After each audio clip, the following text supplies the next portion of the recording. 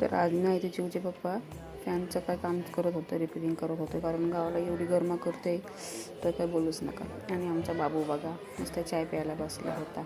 आणि इकडे ताई मस्तपैकी अशा ब्रेड गरम करतो त्या तूप लावून. मग काही चाय वगैरे घेतला आणि मी गेले कपडे धुवायला. आणि मस्त असे पटपटा कपडे धुवून घेतले आणि म्हटलं नाश्ता करायला. आणि यांनी वडापाव आणले होते, मस्तपैकी वडापाव वगैरे खाल्ला. आणि संध्याकाळी गेलो आम्ही वाड्यात.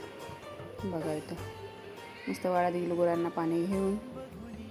आणि दोन छोटे छोटे वासरू कसे होते असे मस्त क्यूट क्यूट. आणि मॅडम बघा त्यांना मगात पाणी घेऊन गेली प्यायला. काय त्यांना मस्त पाणी वगैरे वाजलं.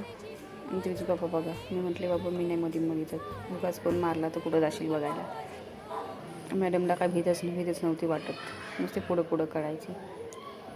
मग पाणी वगैरे दिलं आणि आम्ही आलो घरी. मस्तपैकी आराम वगैरे केला आणि संध्याकाळी निघालो मी पूजेसाठी जायला. आत्याच्या घरी पूजा होती. मस्त आम्ही रेडी झालो आणि तेवढ्यात ताई पण आल्या रेडी होऊन. म्हटलं चला बाई. मस्त आलो आणि देवांच्या पाया वगैरे पडलो.